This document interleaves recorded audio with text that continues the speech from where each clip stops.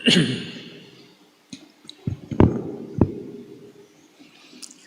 ร็วไปนิดหน่อยหลวงพ่อพูดเรื่อยๆนะว่าพวกเราต้องเร่งศึกษาปฏิบัติธรรมะศึกษาก็ต้องศึกษาหลักสำคัญทางพุทธศาสนา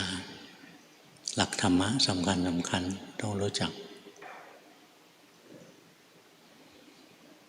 ปฏิบัติทำทานให้เป็นถือศีลให้เป็นภาวนาให้เป็นพูดอยู่เสมอนะว่าเราจำเป็นต้องศึกษา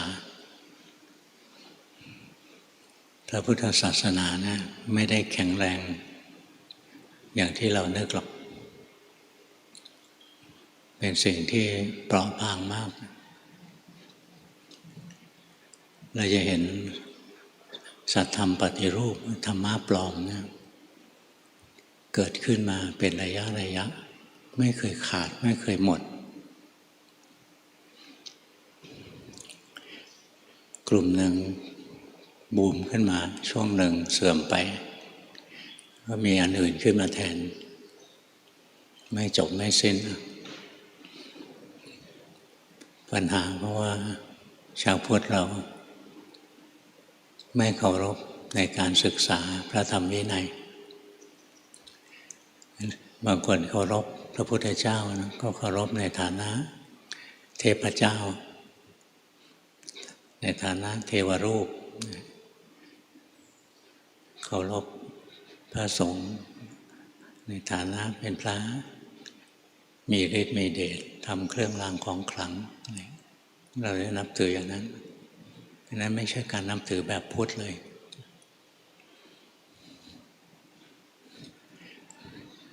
นั่นจุดเร่งด่วนนะที่พวกเราต้องมีคือการศึกษาการปฏิบัติต้องทำไม่งั้นเราดำรงพระพุทธศาสนาไว้ไม่ได้คนที่จะทำลายพระพุทธศาสนานะบางคนก็ไปมองว่าพวกศาสนาอื่นจะมาทำลายพระพุทธเจ้าไม่ได้สอนอย่างนั้นบางคนที่จะทำลายพระพุทธศาสนาได้ก็คือพุทธบริษัทนั่นเองภิกษุณีอุบาสกอุบาสิกาเนี่ยคือคนที่จะทำลายพระพุทธศาสนาเพราะไม่ได้ศึกษาธรรมะให้ท่องแท้แล้วก็เชื่อคิดผิดเชื่อผิดมันก็พูดผิดออกไปถ่ายทอดธรรมะที่ผิดออกไปเนี่ยมันมีโทษรุนแรงคือบ่อนทำลายพระพุทธศาสนาแต่มันไม่ค่อยมีความผิดอาญานะมันผิด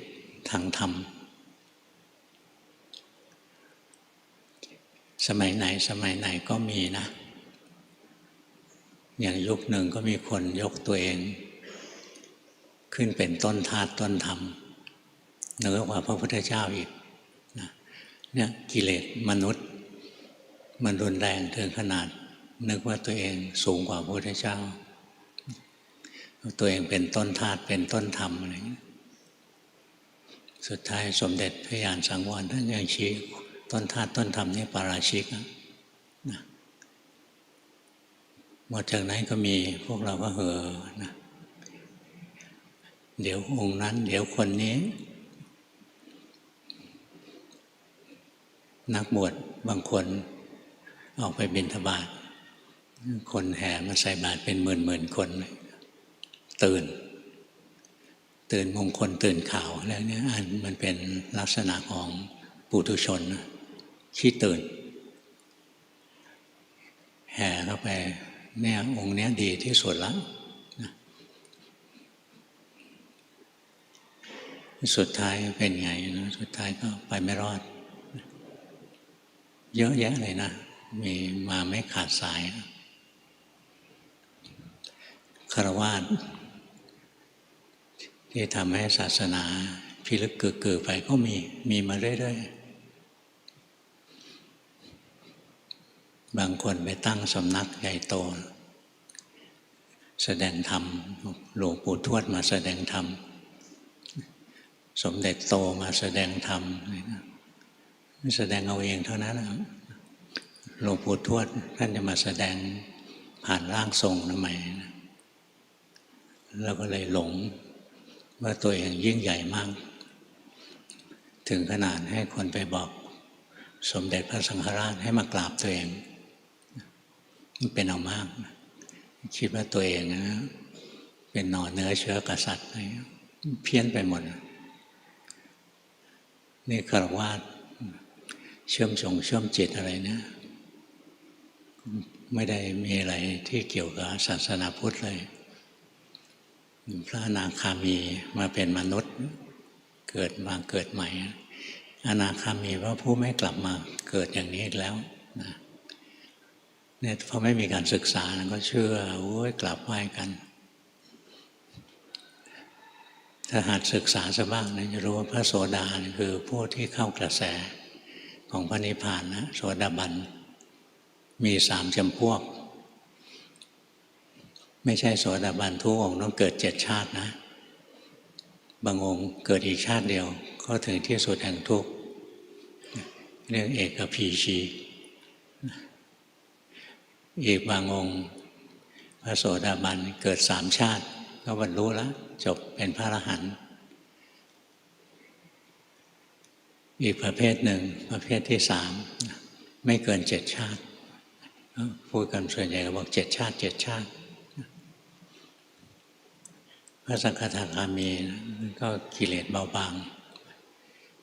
โอกาสจะกลับมาเกิดในโลกมนุษย์นะมีครั้งเดียวที่เบาบางอะไรเบาบางกามเบาบาง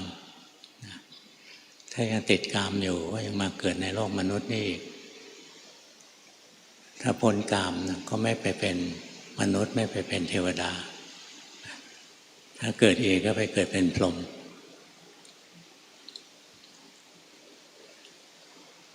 เนี่ยพระสังฆทาคามีนะถ้าจะมาเกิดอีกครั้งหนึ่ง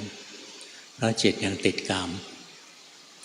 ยังอร่อยอยู่นะแต่อร่อยไม่มากบางทีก็ครึ่งกลางหลงรักผู้หญิงอะไรเงี้ยหลงรักแล้วก็แป๊บๆนะเดี๋ยวก็เห็นความไม่มีสาระใจเขาคลายออกไม่หลงยาว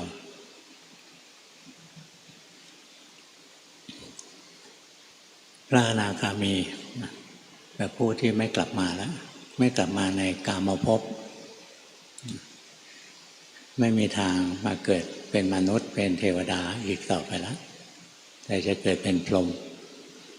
มี5 ชนิดนะพระอนาคามี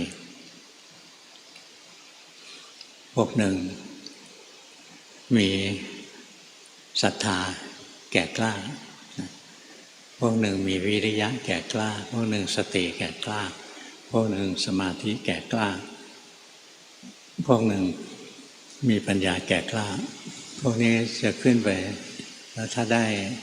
ฌานที่4ด้วยท่านเหล่านี้ขึ้นไปสู่สุทธาวาสมี5 ชั้นถ้าไม่ได้ฌานที่4หรือไม่ได้มีอินทรีย์แก่กล้าอย่างใดอย่างหนึ่งก็จะเป็นพรหมชั้นรองลงมาแต่จะไม่ไปเป็นพรหมลูกฟักพรหมลูกฟักมีแต่ร่างกายไม่มีจิตทำไมพระอนาคามีไม่กลับมาในโลกเพราะโลกนี้ไม่มีอะไรมีแต่กามคุณอารมณ์ที่หลอกล่อสัตว์ทั้งหลายให้ติดอยู่ในโลกของกามนั้นมีรูปมีเสียงมีกลิ่นมีรสมีโผฏฐัพพะคือสิ่งที่สัมผัสกายทั้งหลายพระอนาคามีนะเห็นท่องแท้แล้ว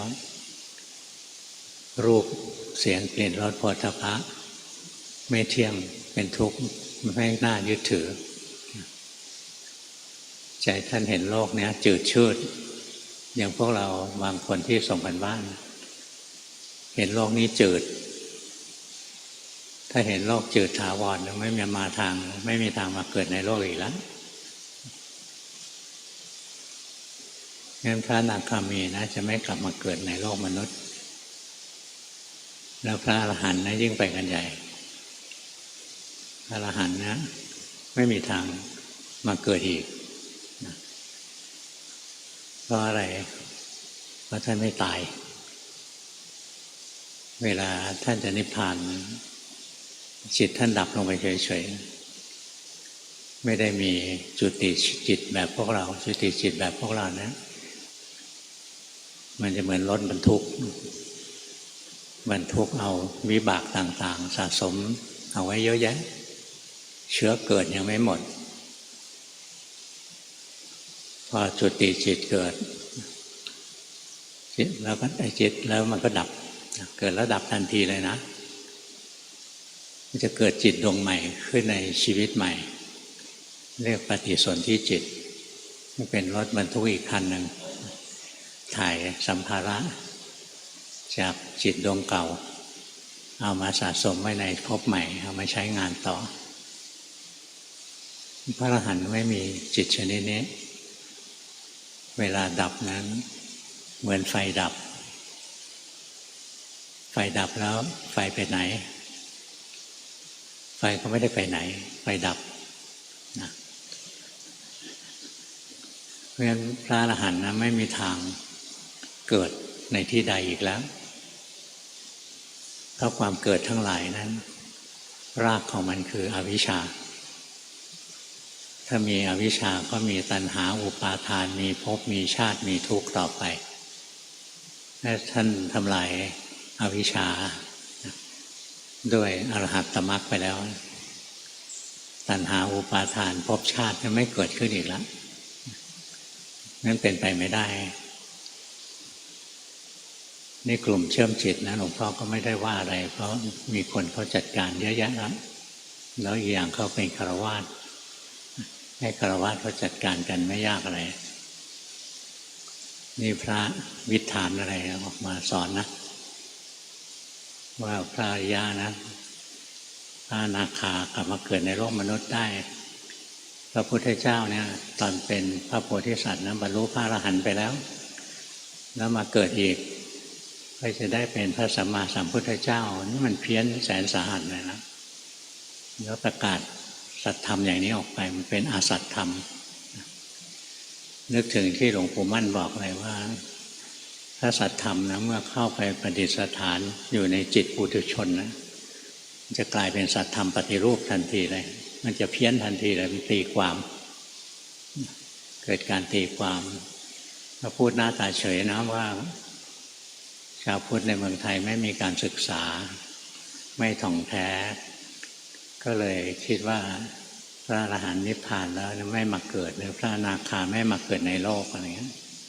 นี่วิปลาสอย่างรุนแรงเลยนะที่ต้องพูดเยอะหน่อยนี่พระพุทธเจ้าไม่ได้บอกให้ภิกษุอยู่เฉยๆนะเวลาที่เกิดสัตธรรมปฏิรูปขึ้นนะต้องชี้แจงต้องแก้ไขนี่เป็นหน้าที่ของสาวกงั้นก็เลยพูดให้ฟังไปมัวเมาหลงเชื่อแล้วพระพุทธเจ้ากลับมาเกิดก่อนหน้านี้ที่เนปาลก็มีใช่ไหมพระพุทธเจ้ามาเกิดเป็นบุตรดาน้อยบุตรดาน้อยได้ไปข่มขืนเขาแล้วพอเป็นหนุ่มขึ้นมาเนี่ยเพราะว่าไม่ศึกษาให้ดีนะงมงายแล้วบอกว่าตัวเองเป็นชาวพุทธแต่ไม่รู้จักคำสอนของพระพุทธเจ้าย่อมไม่ใช่ชาวพุทธหรอกนั้นต้องเรียนอย่างน้อยต้องรู้ปริยัติในเบื้องต้นต้องรู้จะได้รู้วิธีปฏิบัติแต่บางคนเรียนวิธีปฏิบัติเรียนเยอะแยะเลยนะแล้วก็ไม่ได้ทำมีน่าสงสารอยู่เนี้ยอย่างเรียนวิปัสสนากรรมฐานมีหลักสูตรนะสอนวิปัสสนาต้องรู้เรื่องวิปัสสนาภูมิ อารมณ์ของวิปัสสนากรรมฐานมีอะไรบ้างมีรูปนามมีขันธ์ห้าอายตนะหกมีธาตุ18มีอินทรีย์22มีปฏิจจสมุปบาทท่องได้แต่ไม่เห็นสภาวะอันนั้นยังใช้ไม่ได้จำเป็นนกแก้วนกขุนทองไว้เท่านั้นเองถ้าเรารู้แล้วเราก็ต้องเอามาทำให้ได้อย่างเรารู้ว่าถ้าทำวิปัสสนาเนี่ยไม่ได้นั่งพิจารณาร่างกายเป็นปฏิกูลอสุภะนะปฏิกูลอสุภะไม่ใช่ของจริงไม่มีสภาวะรองรับของจริงคือไม่เที่ยงเป็นทุกข์เป็นอนัตตาต้องเห็นตรงนี้ถ้าพิจารณาปฏิกูลอสุภะก็ข่มราคะได้เป็นเรื่องของสมถะเป็นการข่มจิตก็รู้หลักคร่าวๆนะค่อยๆสังเกตไปตอนที่หลวงปู่ดูลสอนหลวงพ่อครั้งแรกนะท่านบอกว่าการปฏิบัตินั้นไม่ยากเฉพาะผู้ไม่ปฏิบัติอ่านหนังสือมามากแล้วต่อไปนี้อ่านจิตตนเองคีย์เวิร์ดคืออ่านจิตตนเองหลวงพ่อก็พยายามมาดูจิตใจตัวเองนะคำว่าอ่านจิตตนเองนะทีแรกก็ยังไม่เข้าใจก็งงท่านให้ดูจิตให้อ่านจิตตนเองจิตเป็นยังไงไม่รู้จิตอยู่ที่ไหนไม่รู้จะเอาอะไรไปอ่านไม่รู้นะจะอ่านอย่างไรไม่รู้ลงไปแล้วเริ่มจากไม่รู้ก็อาศัยความสังเกตเอานึกถึงบทสวดมนต์ในบทสวดมนต์ทำวัดแปลตอนยังเรียนหนังสืออยู่หลวงพ่อเคยไปบวชวัดชลประทานนะเป็นลูกศิษย์หลวงพ่อปัญญานันทะท่านสอนให้สวดมนต์แปลในบทธรรมเช้ามันจะมีสวดมนต์แปลอยู่อันหนึ่งดีบทที่ว่ารูปูปาทานขันโธขันธ์นั้นเป็นที่ตั้งแห่งความยึดมั่นคือรูปเวทโนปาทานขันโธขันธ์นั้นเป็นที่ตั้งแห่งความยึดมั่นคือเวทนาสัญญูปาทานขันโธขันธ์นั้นเป็นที่ตั้งแห่งความยึดมั่นคือสัญญาสังขารูปาทานขันโธขันธ์นั้นเป็นที่ตั้งแห่งความยึดมั่นคือสังขารวิญญาณูปาทานขันโธขันธ์นั้นเป็นที่ตั้งแห่งความยึดมั่นคือวิญญาณดังนั้นก็รู้จิตนั่นแหละคือวิญญาณโอ้เพราะงั้นจะดูจิตนะมันก็ต้องแยกเอาขันธ์อื่นออกไปก่อนเนี่ยอาศัยบทสวดมนต์นะเป็นบทสวดมนต์ที่ดีสอนธรรมะหลวงพ่อก็เลยหัดแยกขันธ์แยกขันธ์ไปได้ร่างกายอยู่ส่วนหนึ่งเวทนาอยู่ส่วนหนึ่งสัญญาสังขารอยู่อีกคนละส่วน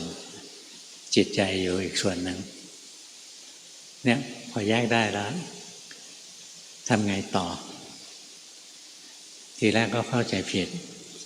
คิดว่าดูจิตก็คือพอแยกเอาจิตออกมาแล้วจากขันธ์อื่น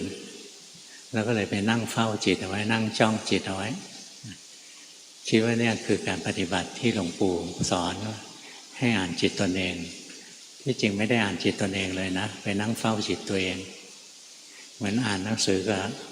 นั่งเฝ้าหนังสือเนี่ยมันคนละเรื่องกันนี่ไม่ได้อ่านหนังสือแต่ไปนั่งเฝ้าหนังสือไปเฝ้าจิตควบคุมไว้ตลอดเวลาไปส่งกันบ้านครั้งที่สองหลวงปู่บอกผิดแล้วให้ไปอ่านจิตตนเองไม่ใช่ให้ไปดัดแปลงจิตมีหน้าที่คิดนึกปรุงแต่งไปทำจนไม่คิดไม่นึกไม่ปรุงไม่แต่งไปทำใหม่ท่านสั่งให้ทำใหม่ทำยังไงท่านไม่เคยบอกเลยหลวงพ่อก็นึกถึงบทสวดมนต์อีกแล้วในบทเดิมนั่นแหละสอนบอกว่ารูปังอนิจจังรูปไม่เที่ยงเวทนาอนิจจาสัญญาอนิจจาสังขาราอนิจจาวิญญาณังอนิจจังรูปเวทนาสัญญาสังขารวิญญาณเป็นอนิจจังรูปังอนัตตารูปเป็นอนัตตาเวทนาสัญญาสังขารวิญญาณเป็นอนัตตาเพราะงั้นเราจะดูจิตดูใจนะเราก็ต้องเห็นวิญญาณังอนิจจัง วิญญาณไม่เที่ยงวิญญาณเป็นอนัตตาก็คือเฝ้ารู้ความเป็นไตรลักษณ์ของจิตใจเนี่ยอย่างนี้ถึงจะเรียกอ่านจิตเห็นไหมอาศัยปริยัติ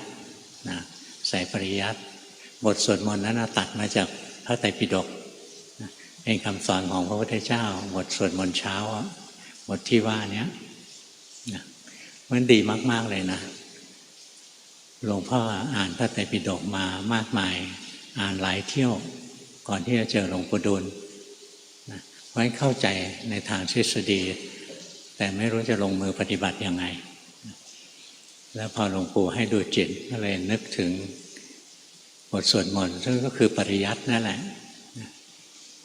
ก็ดูรูปเวทนาสัญญาสังขารวิญญาณไม่เที่ยงเป็นอนัตตาตอนนั้นมีสงสัยเล็กๆทำไมมีไม่เที่ยงมีอนัตตาแล้วไม่มีทุกขังน่ะมันหายไปไหนในความเป็นจริงแล้วการดูขันธ์ห้าเนี่ยในขันธ์ห้านะมีรูปหนึ่งมีนามธรรมสี่นั้นขันธ์ห้าเนี่ยเป็นธรรมะที่ท่านเอาไว้สอนพวกที่ถนัดดูนามธรรมมากกว่ารูปธรรมนะอายตนะหกเนี่ยก็สอนแล้วมีผลอย่างเดียวกันนะแต่ในอายตนะหกมีรูปห้ามีนามธรรมหนึ่งนะก็เหมาะกับเอาไว้สอนพวกที่ติดรูปชอบดูรูปธาตุ18มีทั้งรูปธรรมนามธรรมจำนวนมากสอนพวกที่อยากรู้อยากเห็นอินทรีย์22นะส่วนใหญ่เป็นนามธรรมนะถ้าภาวนาไปแล้วก็จะเห็นได้ส่วนปฏิจจสมุปบาทนั้นเป็นกระบวนการทำงานนะที่จิตมันสร้างภพสร้างชาติสร้างทุกข์ขึ้นมาแล้วก็เป็นกระบวนการที่มันละดับภพดับชาติดับทุกข์นะอันนี้เราไม่ต้องเรียนเยอะขนาดนั้นนี่พอพูดถึงขันธ์ห้ามีรูปหนึ่งนามสี่มันเหมาะกับพวกที่ชอบดูนามธรรมพวกชอบดูจิตนั่นแหละดูขันธ์ห้าไว้อย่างเราเห็นร่างกายนั่งอยู่เนี่ยนี่เรารู้รูปแล้วเราเห็นความสุขความทุกข์แทรกอยู่ในกายแทรกอยู่ในจิตนี่รู้เวทนาเราเห็นความจำได้หมายรู้อยู่ที่จิตนี่ก็เป็นนามธรรมนะเป็นนามธรรมเราเห็นความปรุงดีปรุงชั่วนี่เป็นนามธรรมเราเห็นจิตเกิดดับทางทวารทั้ง6เป็นนามธรรมนั่นส่วนใหญ่เป็นนามธรรมคนที่ดูนามธรรมนะไตรลักษณ์มี3 อันอนิจจังทุกขังอนัตตาการดูนามธรรมนั้นนะลักษณะที่เด่นชัดจะมี2 อันคืออนิจจังกับอนัตตาเพราะฉะนั้นท่านถึงสอนว่ารูปังอนิจจังแล้วไปรูปังอนัตตาข้ามไปเลยท่านสอนเพื่อการปฏิบัติไม่ได้สอนความสมบูรณ์แบบในทางปริยัตินะงั้นเราสังเกตดูอย่างเราดูจิตดูใจเราเนี้ยจะดูให้เห็นทุกขังนะดูยากนะแต่ดูเห็นอนิจจังจิตสุขไม่เที่ยงจิตทุกข์ไม่เที่ยงจิตดีจิตชั่วไม่เที่ยงอันนี้ดูง่ายจิตสุขก็สุขได้เองจิตทุกข์ก็ทุกข์ได้เองจิตดีจิตชั่วก็เป็นเองจิตจะเป็นผู้รู้ก็เป็นได้เองรักษาไว้ก็ไม่ได้อันนี้เห็นอนัตตานะส่วนจิตจะเห็นจิตทุกข์นะ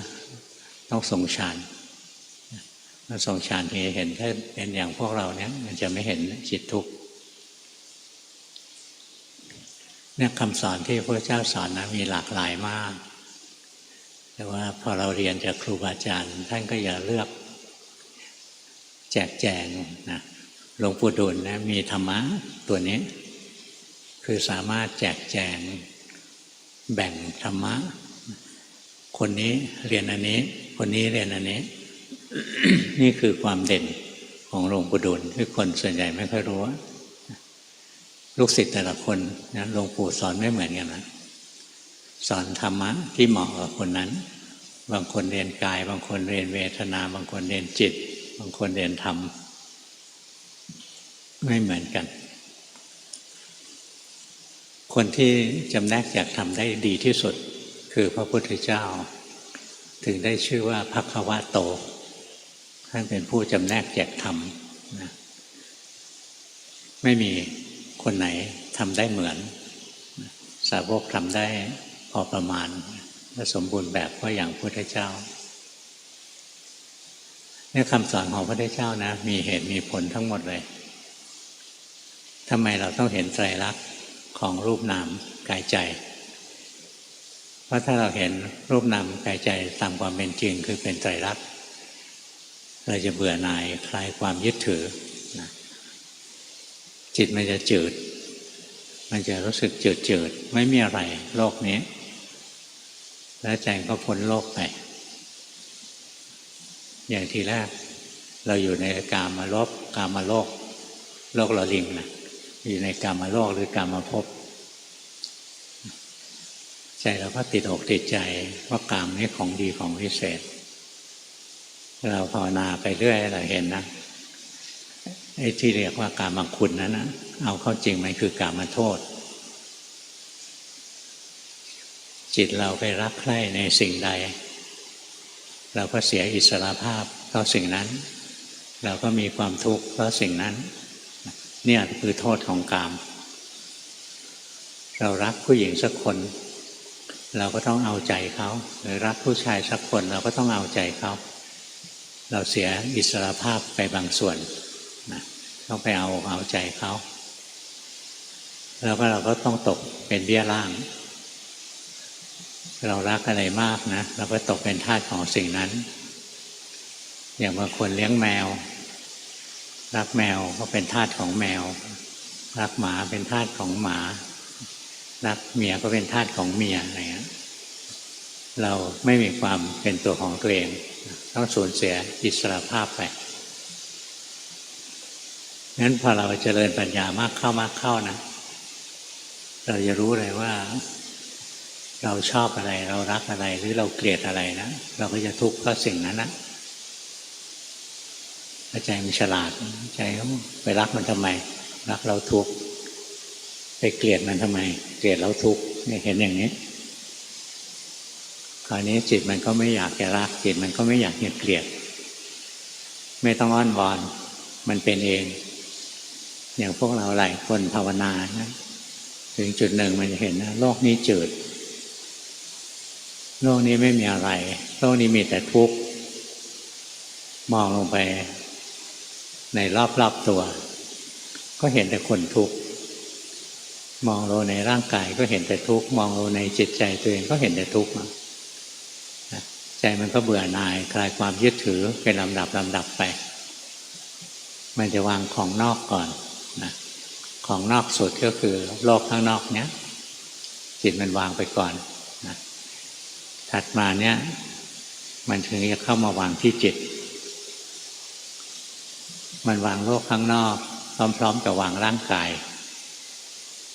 นะส่วนจิตนะมันวางทีหลังเพราะมันเป็นของประณีตร่างกายนั้นเราเห็นง่ายว่าเป็นทุกข์โลกข้างนอกก็เห็นง่ายว่าเป็นทุกข์แต่จิตเรานั้นเห็นยากว่าเป็นทุกข์นะนี่จิตที่อบรมดีแล้วมีความสุขนะแต่จิตที่อบรมดีแล้วนำความสุขมาให้อบรมอะไรอบรมศีลมีศีลจิตก็มีความสุขอบรมสมาธิจิตก็มีความสุขอบรมปัญญาจิตก็มีความสุขนะเราก็เลยติดความสุขนี้ถ้าเรามีสติมีปัญญาตามรู้ตามเห็นจิตทุกชนิดนั่นแหละไม่เที่ยงจิตทุกชนิดนั่นแหละเป็นอนัตตาเพราะฉะนั้นจิตที่มีความสุขมันก็ไม่เที่ยง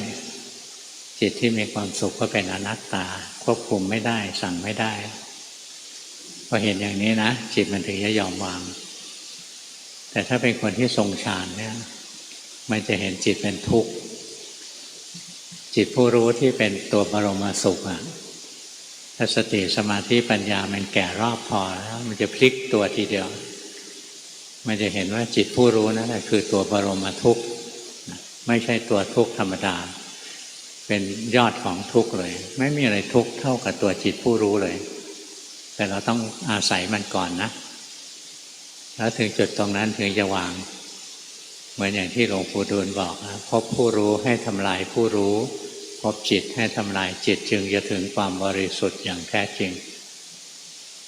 คำว่าทำลายเนี่ยไม่ใช่ทำลายจริง หลวงพ่อพุธนะท่านเคยถามหลวงพ่อว่าไปหาหลวงปู่สอนอะไรบอกหลวงปู่บอกว่าเพราะผู้รู้ให้ทำลายผู้รู้เพราะจิตให้ทำลายจิตจึงจะถึงความบริสุทธิ์อย่างแท้จริงในหลวงพ่อพุธท่านก็กลัวหลวงพ่อหลงทางไประเบิดตัวผู้รู้เดี๋ยวก็เป็นบ้าไปเลยท่านก็เลยบอกให้การทำลายผู้รู้ทำลายจิตนะไม่ใช่ไปทำลายตัวมันแต่ต้องเห็นมันเป็นไตรลักษณ์ท่านสอนอย่างนี้หลวงพ่อก็ได้อาศัยคำสอนครูบาอาจารย์นะประคองภาวนามาล้มลุกคลุกคลานมารอดมาได้แต่ละครั้งเนี่ยอาศัย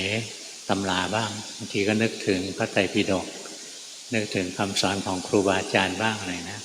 สังเกตเอาเองบ้างนะมีหลายอย่างนะบางทีก็นึกถึงพระไตรปิฎกสอนอย่างนี้บางทีก็ครูบาอาจารย์สอนอย่างนี้บางทีก็ใช้สังเกตเอาสิ่งที่มีที่เป็นอยู่เนี่ยมันสอดคล้องกับพระไตรปิฎกไหมอย่างมีคราวหนึ่งภาวนานะจิตติดวิปัสสนูชนิดโอภาสจิตสว่างสวัยนะมีความสุขเหมือนเรานั่งดูพระจันทร์วันเพ็ญนะสวยงามร่มเย็นมีความสุขอย่างนั้นเป็นวันหนึ่งเฉลียวใจพระพุทธเจ้าบอกจิตไม่เที่ยงทำไมจิตเราเที่ยง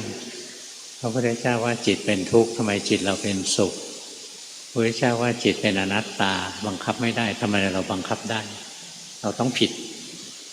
ไม่ใช่พระพุทธเจ้าผิดไม่ใช่พระไตรปิฎกผิดนะแต่คิดเลยเราต้องผิดตรงไหนสักที่หนึ่งนะคนรุ่นนี้นะมันอีโก้แรงเซลล์จัดภาวนาแล้วมันรู้ไม่เหมือนตำราไม่เหมือนพระไตรปิฎกมันก็บอกพระไตรปิฎกผิดนะมันเหลวไหลอย่างแรงเลยหรือคิดว่าคนอื่นตีความพระไตรปิฎกผิดและตัวเองนะวิปลาสคลาดเคลื่อนไม่เห็นนะตีความขัดกับหลักพื้นฐานทางพระพุทธศาสนาเลยในทฤษฎีที่นิพพานแล้วยังกลับมาเกิดได้ทฤษฎีของฮินดูกลับไปรวมเข้านะภาวนาปฏิบัติไปจนอาตมันอัตตาตัวตนของเราเนี่ยรวมเข้ากับบรมอัตตารวมเข้ากับปรมาตมันคือรวมเข้ากับพระเป็นเจ้าแล้วถึงจุดหนึ่งนะก็ออกมาเกิดได้อีกนะออกมาบางทีพระเจ้าก็มอบให้ออกมาทำงานนะไปทำโน่นทำนี้นั่นทฤษฎีที่พระพุทธเจ้ามอบหมายให้ทำงานนี่ทฤษฎีฮินดูคือพระเจ้ามอบหมายนะเอาไปปราบยักษ์ตัวนี้ชื่อนี้อะไรอย่างเงี้ยนะงั้นบางทีนะไม่ได้เรียนให้ท่องแท้แล้วคลาดเคลื่อนของตัวเองมีโทษมากเฉพาะตัวเองพูดเผยแพร่ออกไปหาคนอื่นคลาดเคลื่อนเป็นโทษที่ร้ายแรงมากเลยนะร้ายแรงมากเลยงั้นหลวงพ่อถึงบอกพวกเราว่าอย่าเพิ่งสอนภาวนาให้ดีก่อนหลวงปู่มั่นบอกว่าฝึกตนดีแล้วค่อยฝึกผู้อื่นมีคนไม่กี่คนนะ10 กว่าคนนะที่หลวงพ่อบอกอันนี้ให้ช่วยสอนได้นอกนั้นไม่ได้ให้ช่วยสอนมีแอบมาสอนหลวงพ่อเห็นหลวงพ่อก็ไล่ตัวเองเอาไม่รอดไงตัวเองกิเลสท่วมหัวเรียกว่าสอนคนอื่นที่ทำเป็นสอนดีนะไปหลงรักลูกศิษย์ก็มีนะ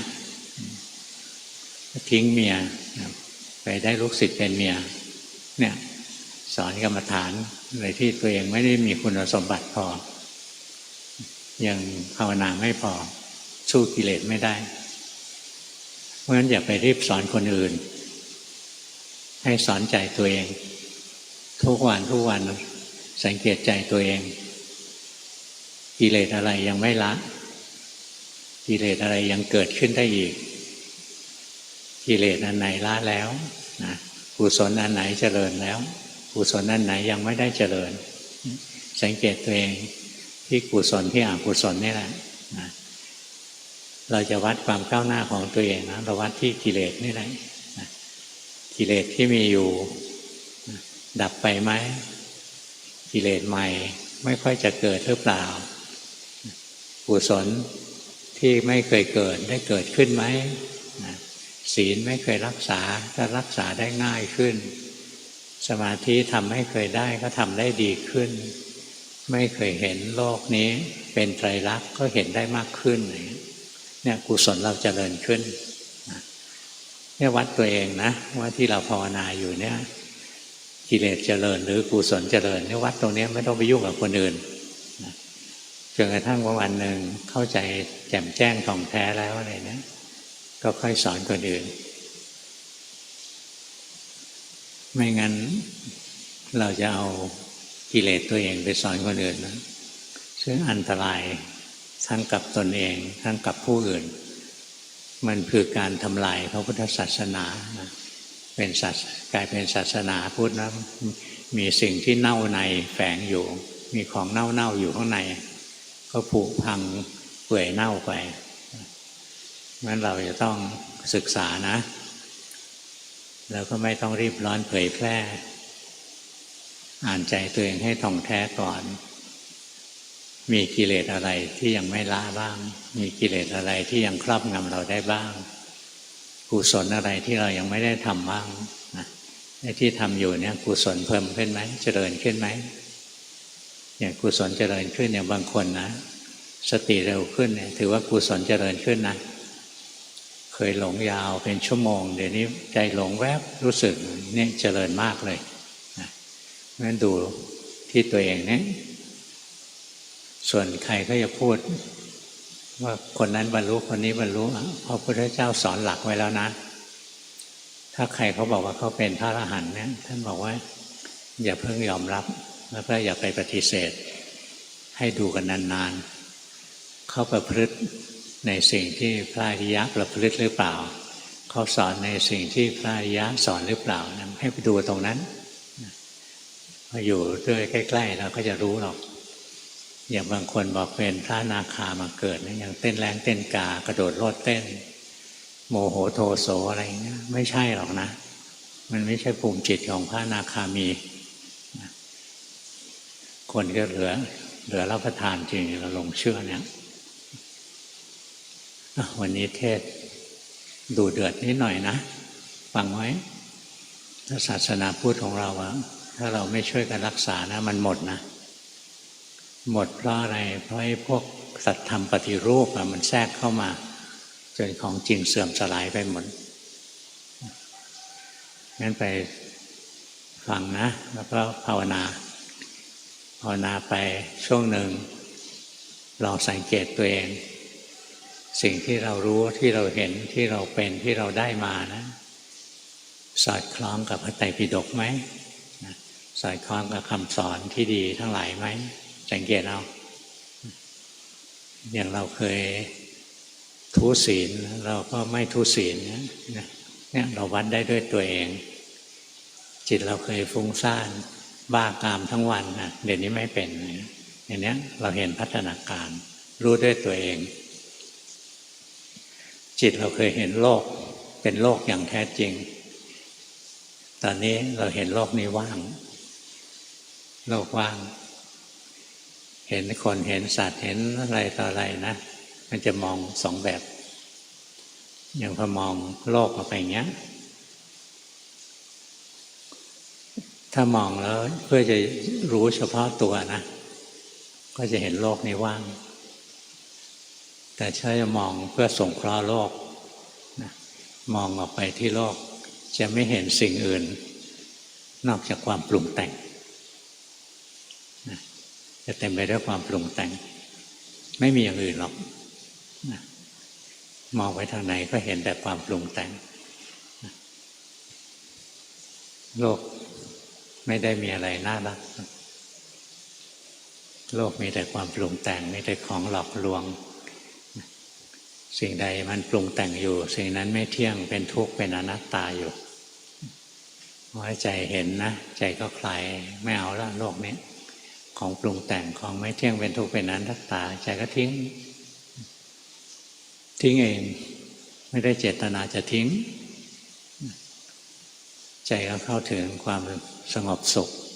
พ้นจากอำนาจความปรุงแต่งทั้งหลายทั้งปวงว่าง จิตก็ว่างนะย้อนมาดูกายกายก็ว่างย้อนไปดูโลกโลกก็ว่างแต่ตอนที่จะสงเคราะห์โลกก็ต้องเป็นออกมาอีกแบบหนึ่งนะอยู่ลำพังก็เป็นอีกแบบหนึ่งวันนี้เทศน์ให้ฟังเท่านี้หัดภาวนานะอันแรกเลยถือศีล 5ต้องมีนะศีล 5ทุกวันต้องทำในรูปแบบการทำในรูปแบบนั้นถือว่าเราเป็นการปฏิบัติบูชาพระพุทธเจ้าจะนั่งสมาธิจะเดินจงกรมไม่ใช่เพื่อเอาอะไรเข้าตัวเองตั้งใจไว้แค่ว่าเราจะปฏิบัติบูชาพระพุทธเจ้าผู้เป็นครูของเราแล้วการทำในรูปแบบนั้นทำได้2 ลักษณะวันไหนจิตฟุ้งซ่านทำในรูปแบบให้จิตอยู่ในอารมณ์เดียวนะจิตจะได้สงบมีเรี่ยวมีแรงมีกำลังมีความสุขวันไหนจิตมีกำลังแล้วทำในรูปแบบก็เจริญปัญญาไปเลยเห็นรูปมันนั่งใจเป็นคนรู้เห็นรูปมันหายใจใจเป็นคนรู้เห็นรูปมันเดินใจเป็นคนรู้นะเดินปัญญามันไปเลยเราเห็นนะรูปไม่เที่ยงเป็นทุกข์เป็นอนัตตาจิตไม่เที่ยงเป็นทุกข์เป็นอนัตตาเนี่ยดูมันไปตามที่ทำในรูปแบบถ้าจิตมีกำลังนะถ้าไม่มีกำลังก็ทำสมถะให้จิตได้พักผ่อนในอารมณ์เดียวงานที่ 1ถือศีล 5งานที่ 2ทำในรูปแบบงานที่ 3การเจริญสติปัญญาในชีวิตประจำวันตัวนี้สำคัญที่สุดนะ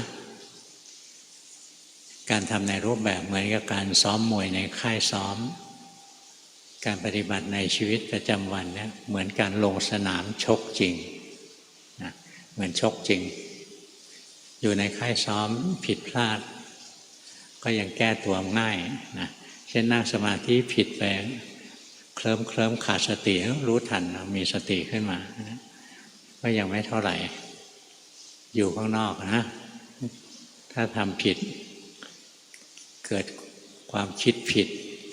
เกิดความเห็นผิดเกิดความเชื่อผิดขึ้นมาแล้วเอาไปบอกต่อเนี่ยโอ้ยกรรมนี้แสนสาหัสหนักเลยคือทำลายพระพุทธศาสนา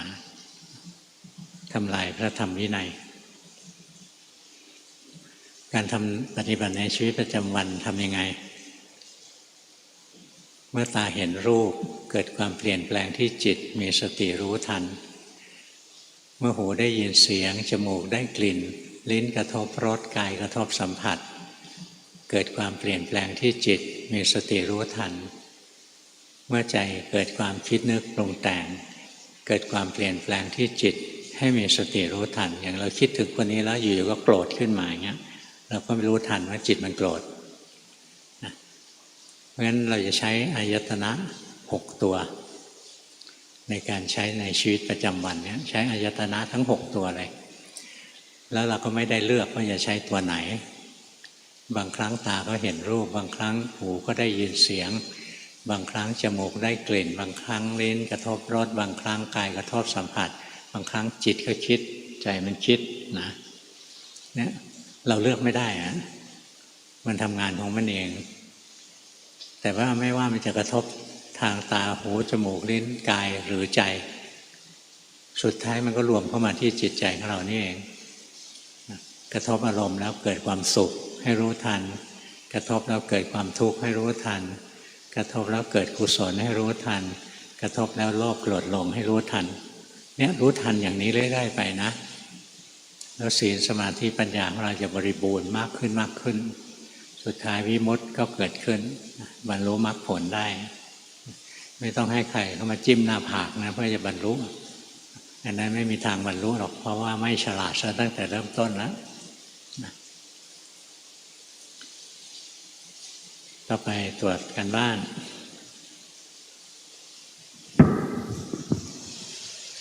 เบอร์ 1ปฏิบัติในรูปแบบใช้พุทโธเป็นเครื่องอยู่ของจิตมีโทสะทิฏฐิมากระหว่างวันสังเกตตนเองเห็นโทสะไวขึ้นบ่อยครั้งเห็นกายนี้ทุกข์ จิตเผลอไปเพ่งเห็นทุกข์เกิดขึ้นกลางอก เห็นความอยากให้หายทุกข์เกิดขึ้นแต่จิตไม่ปล่อยวางกราบขอการบ้านเพิ่มครับ จิตจะปล่อยไม่ปล่อยวางไม่วางเป็นกำลังของปัญญานะไม่ใช่เราสั่งได้หน้าที่เราก็คือตามรู้กายรู้ใจอย่างที่มันเป็นไปสะสมความรู้ถูกความเข้าใจถูกจนมันมีปัญญาท่องแท้แล้วมันถึงจะวางได้อย่าไปพยายามวางนะอะไรก็ได้ที่ทำอยู่นะถูกต้องแล้วนะที่ทำอยู่นะถูกแล้วแล้วมันจะค่อยๆพัฒนาไปอย่าใจร้อนทำถูกแล้วนะถึงจุดหนึ่งมันก็วางของมันเองแหละนี่ไปถือไว้ทำไมให้เมื่อยเห็นทุกข์เมื่อไหร่มันก็วางนะยังไม่เห็นทุกข์ยังอร่อยอยู่ก็ยังไม่วางหรอกทำได้ดีนะเบอร์หนึ่งไปทำอีกไปเบอร์สองเบอร์สอง เบอร์หนึ่งตรงที่เราคิดถึงการปฏิบัติเนี่ยเราอย่าไปรวบจิตเข้ามาพอคิดถึงการปฏิบัติแล้วเราไปดึงจิตเข้ามาอย่าได้นิ่งๆอยู่อันนั้นไม่ดีนะเราไปแทรกแซงจิตแล้วให้จิตปกติไปรู้กายใช้จิตปกติไปรู้จิตใจนะอย่าไปดึงจิตเข้ามาจนมันแน่นๆมันคล้ายๆตกหลุมไปแล้วนะถ้าตกหลุมแล้วว่าดูอะไรไม่ชัดด้วยจิตจะใช้ธรรมดาอย่างนี้รู้สึกไปธรรมดาธรรมดาอย่าไปแต่งให้มันเคลิ้มๆนะอย่าไปดึงเข้ามาให้มันตึงๆอย่าไปแต่งจิตให้นิ่มๆเคลิ้มๆรู้สภาวะทั้งหลายด้วยจิตธรรมดานี่แหละทำได้ดีนะมันมีจุดที่ถูกเป็นระยะดีทำได้ถูกต้องแล้วเบอร์สองติดเพ่งอยู่เบอร์สองสวดมนต์และนั่งสมาธิทุกวันนั่งสมาธิก็หลับตลอดชีวิตประจำวันพยายามบริกรรมแต่ก็ไม่ได้อะไรชอบคิดมากคิดลบคิดร้ายที่หลวงพ่อให้คอยรู้ทันกิเลสก็ไม่ใส่ใจรักสุขรักสบายโลกสวยคิดว่าตัวเองเป็นคนดีมีน้ำใจฟังหลวงปู่ทุกวันคิดเองว่าเข้าใจทั้งหมดเข้ากับคนรอบข้างก็ไม่ได้ คนรอบตัวสอนอะไรก็ไม่ฟังขอหลวงปู่เมตตาสอนด้วยค่ะเราจะฟังเหรอขนาดคนรอบตัวสอนก็ไม่ฟังนะอย่าดื้อนะความดื้อความถือดีอะไรนะ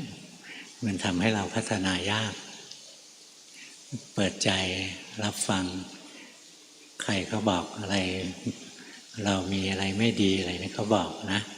ฟังแล้วพิจารณาดูอย่าเข้าข้างตัวเองตรงไหนจริงอย่างที่เขาบอกก็ขอบคุณเขานะช่วยให้เราดีขึ้นฝึกตัวเองนะโดยการทำตัวเองให้เล็กอย่าทำตัวเองให้ใหญ่เวลาอยู่กับโลกอาจทำตัวให้เล็กๆใครเขาบอกอะไรก็ฟังเขาขอบคุณเขาที่บอก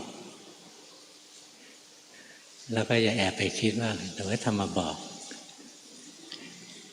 รู้น้อยกว่าเราอีกอะไรอย่างนี้นะจิตตรงนี้ไม่ธรรมดาดูออกไหมจิตที่ดีคือจิตปกตินะจิตปกตินะมันประภัสสอนมันผ่องใสนะพอมันผ่องใสแล้วเราก็คอยรู้กิเลสที่จรมาเป็นคราวๆถ้าจิตของเราไม่ผ่องใสปนเปื้อนอยู่กิเลสมาแล้วเรามองไม่เห็นแล้วเพราะเราต้องมีจิตที่เป็นผู้รู้ผู้ตื่นผู้เบิกบานจิตดวงนี้แหละผ่องใสประภัสสอนงั้นเวลากิเลสอะไรแทรกเข้ามาเล็กๆน้อยๆเราก็เห็นนะแต่ถ้าเราไปทำจิตซื่อบื้อซึมอยู่นั้นช้างมาทั้งตัวยังไม่รู้เลยงั้นจิตใจเป็นปกติไว้แล้วก็อย่ามีทิฏฐิมานะมากนะใครเขาสอนอะไรฟังถ้าไม่จริงก็แล้วไปถ้าจริงก็เอามาปรับตัวเองนะอย่าเข้าข้างตัวเอง แล้วเราจะได้ดีเร็วๆที่ฝึกอยู่นะดีนะแต่ดีตามลำดับไปเบอร์สามอยากคิดเยอะเอาว่ามาเบอร์สามทุกวันทำในรูปแบบสวดมนต์ไหว้พระนั่งสมาธิปฏิบัติโดยดูร่างกายหายใจและบริกรรมพุทโธรู้ว่าหลงไปคิดบางครั้งช่วงนี้มีการเพ่งลมหายใจพอสงบก็จะชอบความสงบและติดความนิ่งในชีวิตประจำวันดูร่างกายทำงานรู้สึกตัวบ้างเป็นบางครั้งยังไม่เข้าใจเรื่องการดูจิตใจทำงานและการเดินปัญญาขอคำชี้แนะเพื่อปฏิบัติต่อด้วยค่ะอ่านอีกรอบสิเบอร์สามทุกวันทำในรูปแบบสวดมนต์ไหว้พระนั่งสมาธิปฏิบัติโดยดูร่างกายหายใจและบริกรรมพุทโธรู้ว่าหลงไปคิดบางครั้งช่วงนี้มีการเพ่งลมหายใจพอสงบก็จะชอบความสงบและติดความนิ่งในชีวิตประจำวันดูร่างกายทำงานรู้สึกตัวบ้างเป็นบางครั้งยังไม่เข้าใจเรื่องการดูจิตใจทำงานและการเดินปัญญาขอคำชี้แนะเพื่อปฏิบัติต่อด้วยค่ะถ้าจิตมันติดสมาธินะมันมีแต่ความสุขมันนิ่งๆมันสบายเพลินๆตัวนี้ทำให้เราเนิ่นช้ามันไม่เดินปัญญาหรอกนะเพราะฉะนั้นถ้าเราจิตเราสงบลงไปแล้วเรามีความสุขรู้ว่ามีความสุขชอบรู้ว่าชอบนะดูอย่างนี้นะจิตจะได้ไม่ไปติดค้างกลางอากาศอยู่ติดสมาธิมีแต่ความสุขอยู่เฉยๆเพราะฉะนั้นจิตมีความสุขรู้ว่ามีความสุขจิตชอบที่มีความสุขรู้ว่าชอบดูเข้าไปนะแล้วจิตมันก็จะหลุดจากความชอบมันจะเป็นกลางแล้วคราวนี้ร่างกายเคลื่อนไหวรู้สึกจิตใจทำงานก็รู้สึกเอานะจุดที่ยังพลาดอยู่คือมันติดสมาธิมันน้อมจิตเข้าไปนิ่งๆสบายๆอยู่นะอย่าเข้าไปอยู่ตรงนั้นนะออกมาให้ได้มองให้เห็นว่าตรงนั้นก็ไม่เที่ยงนะตรงที่มีความสุขอยู่นั้นมันไม่เที่ยงมันบังคับไม่ได้นะดูไปเรื่อยๆอย่าไปหลงยินดีกับมันเบอร์สามไปติดอยู่จุดนี้แหละที่หลวงพ่อบอกเป็นติดสมาธิใจมันสบายแล้วก็พอใจมันก็จะไม่เดินปัญญางั้นให้รู้ทันว่าพอใจในความสุขความสงบมันเกิดจากสมาธินะพอเรารู้ทันใจตัวเองตัวนี้แล้วใจจะหลุดออกมาไม่ติดมีความสุขแต่ไม่ติดความสุขอย่าน้อมจิตอย่างนั้นออกมาเลยออกมาข้างนอกนี้ถอยออกมาอย่ากลัวโลกนี้ทุกข์แต่อย่าไปกลัวมันนะอย่าหนีไปหลบเข้าหลุมหลบภัยตลอดเวลาไม่ดีหรอกออกมาอย่างนี้ดีรู้สึกตัวไปนะรู้สึกเรื่อยๆไปแล้วถ้าจิตไหลเข้าไปติดนิ่งๆว่างๆมีความสุขให้รู้ทันมีความสุขจริงๆก็ยังไม่ได้เป็นปัญหาก็คือมีความสุขแล้วไม่รู้ว่าพอใจอยู่ถ้ารู้ว่าพอใจมันก็ไม่ติดความสุขเบอร์สี่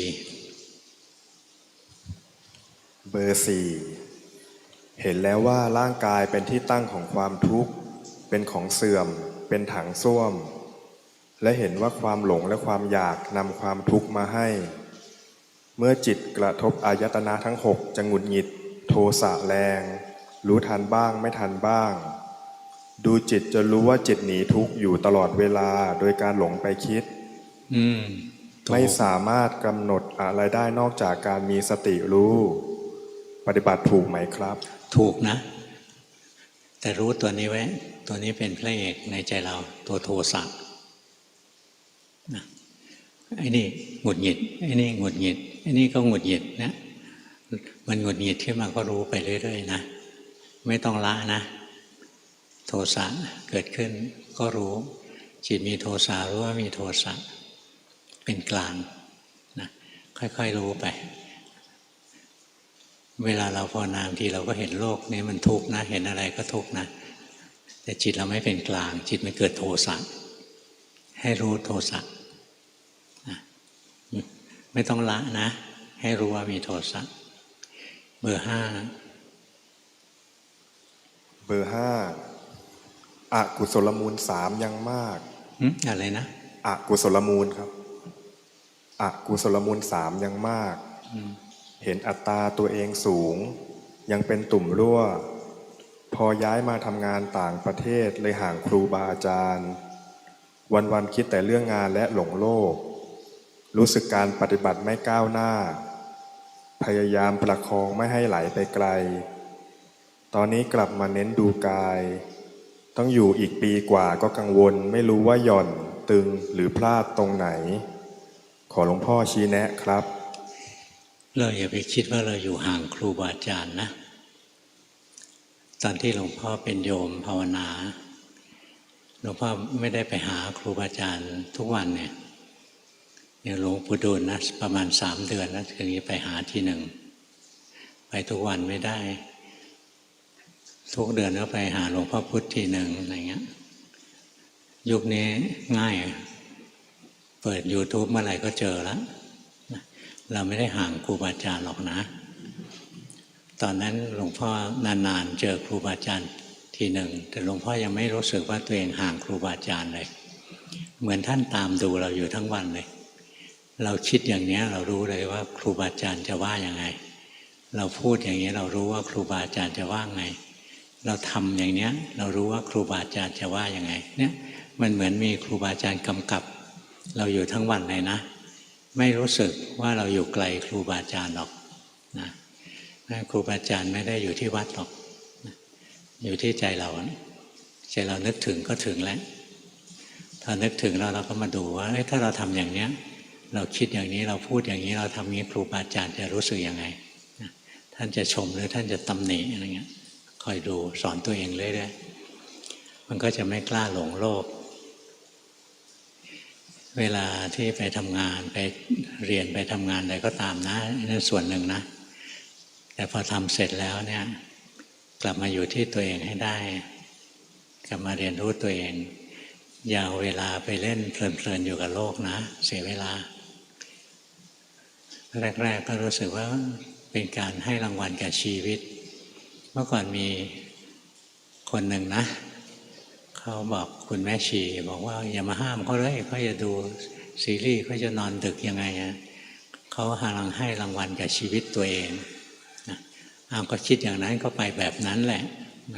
แต่ถ้าเรารู้ว่านั่นคือการทำลายชีวิตตัวเองนะทำให้ตายเปล่าๆไปทำให้กิเลสที่ยังไม่เกิดก็เกิดกิเลสเกิดแล้วก็แรงขึ้นนะเรารู้ว่านั้นไม่ใช่สาระแก่นสารงั้นหมดเวลาทำงานเนี้ยกลับมาเรียนรู้กายรู้ใจของตัวเองไว้นะมีวินัยในตัวเองนะแล้วเวลาว้าเหวใจขึ้นมาก็นึกถึงครูบาอาจารย์เราจะรู้เลยว่าครูบาอาจารย์ไม่เคยทิ้งเรานะมีแต่เราแหละทิ้งครูบาอาจารย์นะทิ้งไปหารูปเสียงกลิ่นรสโผฏฐัพพะทั้งหลายทิ้งไปหาเรื่องราวคิดนึกทั้งหลายนะแต่ถ้าใจเราปฏิบัติอยู่เนี่ยเราจะรู้สึกว่าครูบาอาจารย์มองเราอยู่เราจะไม่เป็นลูกกำพร้าหรอกไม่ว้าเหวหรอกเบอร์ 6เบอร์ 6นั่งสมาธิหายใจเข้าพุทธออกโทสลับกับเดินจงกรมระหว่างวันบริกรรมพุทโธรู้ทันจิตยังหลงบ่อยฟุ้งซ่านชอบคิดชอบสงสัยและไม่มั่นใจการปฏิบัติของตนเองขี้อิจฉาโมโหเก่งเห็นตัวกูดีกูเก่งภาวนาแล้วรู้สึกว่าตัวเองร้ายขึ้นสมาธิไม่พอจิตชอบจมลงไปในสภาวะการภาวนาไม่ค่อยก้าวหน้าควรปรับตรงไหนเพื่อให้เดินต่อได้ถูกทางคะที่ภาวนานะดีนะไม่ใช่ไม่ดี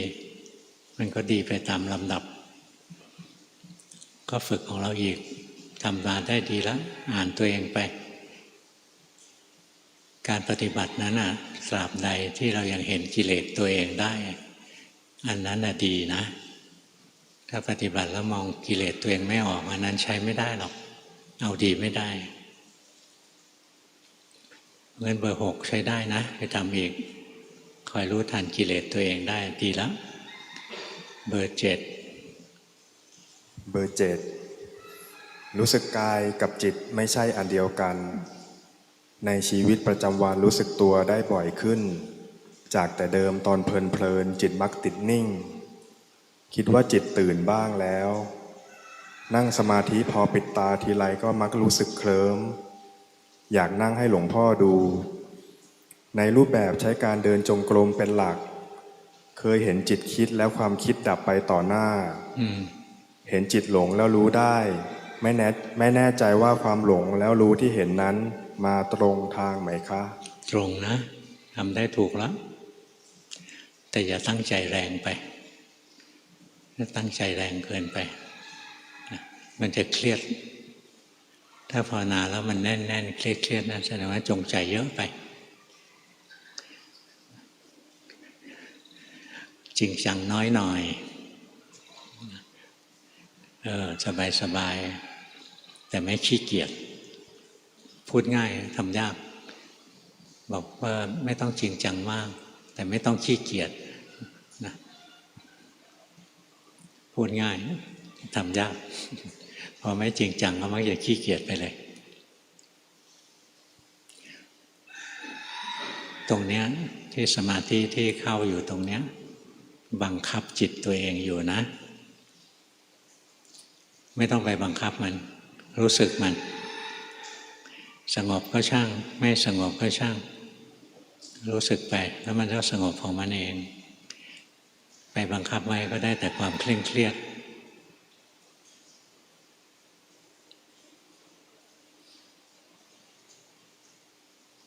เบอร์ 7นั่งสมาธิไปต่อไปเบอร์ 8ทำต่อไปก่อนเอาเบอร์ 8เบอร์ 8กลัวผลกรรมจากการผิดศีล 5มากขึ้นบางครั้งเห็นจิตมีภาระเมื่อเกิดความอยากหรือเมื่อมีผัสสะมากระทบรู้ทันจิตที่ไม่เป็นกลางได้บ้าง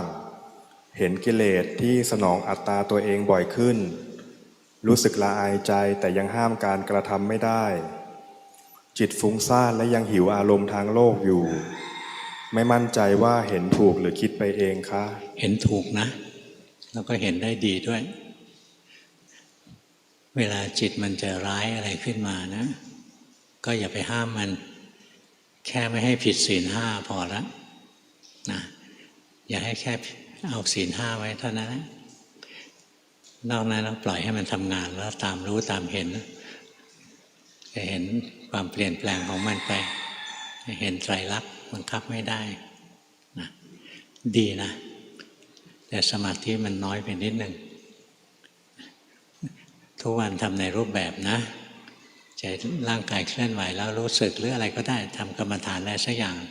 ทำบ่อยๆมีเวลาแล้วก็ทำจิตจะได้มีกำลังนะของเบอร์ 8นะจิตกำลังมันน้อยไปหน่อยนึงนิดหน่อยเบอร์ 7การทำสมาธิไม่ใช่การเพ่งเอาเป็นเอาตายทำสมาธิไม่ใช่ทำด้วยความอยากจะให้จัดสงบอะไรเงี้ยนะอย่าทำด้วยความอยากทำไปเพื่อบูชาพระพุทธเจ้า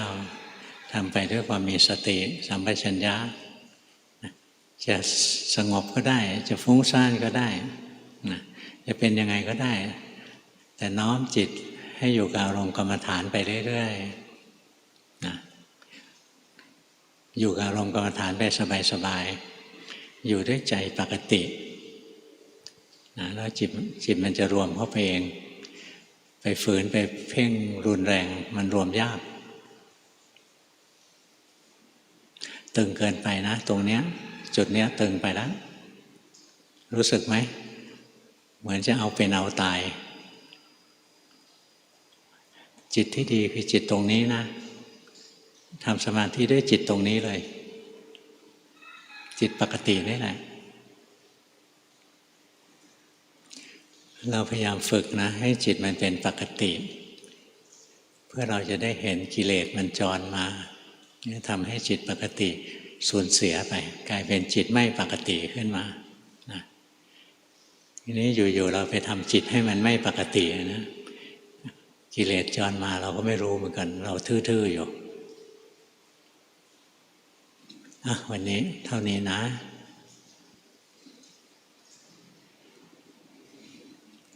เดือนนี้หลวงพ่อชักแก่ๆไปเยอะแล้วเมื่อก่อนเทศต่อกันได้ตั้ง3 ชั่วโมงเทศได้เฉยๆเดี๋ยวนี้1 ชั่วโมงก็เริ่มเหนื่อยไปหาหลวงปู่ทองคนที่ไปรออยู่ที่วัดสัก30ได้หลวงปู่อายุตั้ง94แล้วเหนื่อยนั่งให้ลูกศิษย์โทรมาถามอาจารย์ประโมทอยู่ที่ไหนแล้วเนี่ยเมื่อไหร่จะมาสักทีได้เอาให้พวกนี้ออกไป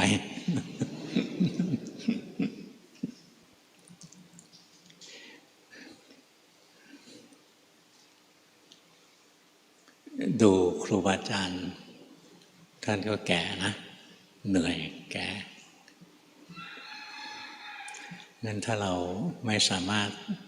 พัฒนาตัวเองขึ้นมาได้ก็ต่อไปก็จะลำบากหลวงพ่อเข้าไปเรียนกับครูบาอาจารย์นะครูบาอาจารย์อายุเยอะๆนั่นเลย80-90นะตอนที่เข้าไปเรียนนะใจมันก็เตือนตัวเองเรื่อยๆว่าครูบาอาจารย์อายุมากแล้วเราจะต้องไม่เป็นภาระของท่านก็ต้องขยันภาวนารีบภาวนาผิดถูกอะไรนะจะได้ถามท่านได้จะมัวขี้เกียจขี้คลานถ้าสิ้นครูบาอาจารย์ไปเราจะไปถามใครก็ลำบากถามไปเจอคนที่มันไม่รู้จริงนะมันพาเราออกนอกลู่นอกทางลำบากงั้นรีบลงมือซะแต่วันนี้ก่อนจะหมดโอกาสที่จะภาวนาเอาดีตอนนี้ยังมีโอกาสอยู่ศาสนาพุทธยังดำรงอยู่สิ่งที่เป็นตัวพระพุทธศาสนาคือธรรมวินัยธรรมะกับพระวินัยยังดำรงอยู่รักษาเอาไว้นะสืบทอดเอาไว้หลวงพ่อนะภาวนานะภาวนาจนคิดว่าพอใจแล้วหลวงพ่อย้อนไปอ่านอภิธรรมด้วยซ้ำไปพระสูตรพระวินัยพระสูตรเนี่ยอ่านมาตั้งแต่เป็นโยมแล้วมาภาวนาพระสูตรจะสอนวิธีปฏิบัติสอนวิธีฝึกจิตตัวเองงั้นบางคนเรียกพระสูตรว่าเป็นส่วนของสมาธิส่วนของการพัฒนาจิตส่วนอภิธรรมเป็นส่วนของปัญญาวินัยเป็นส่วนของศีลศีลสมาธิปัญญาแล้วตรงที่เราลงมือปฏิบัตินะเป็นส่วนของสมาธินะสัมมาวายามะสัมมาสติสัมมาสมาธิเนี่ยตัวนี้เราต้องลงมือมีศีลเป็นพื้นฐานไว้แล้วสิ่งที่ได้มาคือตัวปัญญาความรู้ถูกความเข้าใจถูกพอเราภาวนาเรารู้เราเห็นอะไรนะทดสอบกลับเข้าไปสิ่งที่รู้ที่เห็นเนี่ยเข้ากันได้กับคำสอนของพระพุทธเจ้าหรือเข้ากันไม่ได้เนี่ยต้องสังเกตเอาส่วนอภิธรรมนั้นมันมีทั้งส่วนที่ดีกับส่วนที่เป็นปรัชญาเฉยๆนะส่วนที่ดีในส่วนของเรื่องจิตเรื่องใจอะไรพวกนี้ละเอียดยิบเลยและถูกต้องดีงามส่วนอื่นๆบางทีเป็นเรื่องของโลกเอาไว้ต่อสู้กับลัทธิศาสนาความเชื่อในยุคโน้นเมื่อ1,000 กว่าปีก่อนอย่างคิดว่าโลกมีความหนาชั้นดินหนาเท่านี้ชั้นหินหนาเท่านี้นะใต้ชั้นหินลงไปเป็นชั้นน้ำใต้ชั้นน้ำเป็นชั้นลมอะไรอย่างนี้อันนั้นมันเป็นอภิปรัชญาที่พวกนักปราชญ์คิดขึ้นมา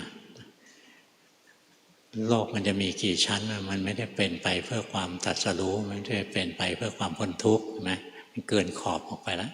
แต่ก็จำเป็นในยุคนั้นเอาไว้สู้กับศาสนาลัทธิแปลกๆอันอื่นคนอินทรีย์มันอ่อนมันอยากได้คำตอบ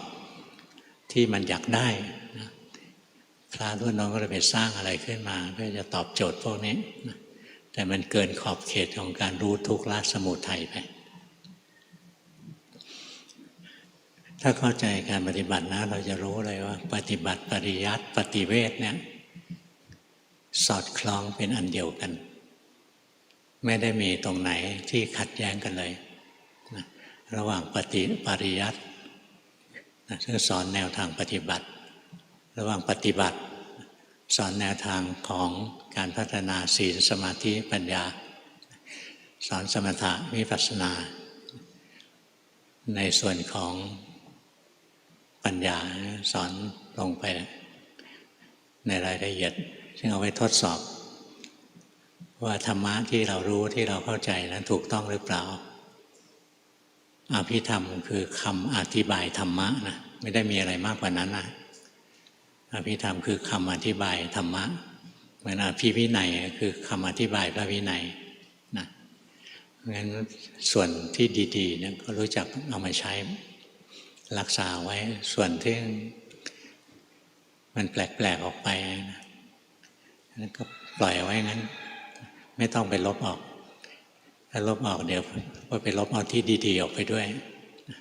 ปล่อยไว้ก่อนเดี๋ยวผู้มีปัญญาเขาก็ไปรู้จักเลือกเฟ้นเอาเองเทศให้ฟังขนาดนี้นะสู้กับมิจฉาทิฏฐิเนี่ยเหนื่อยจังเลย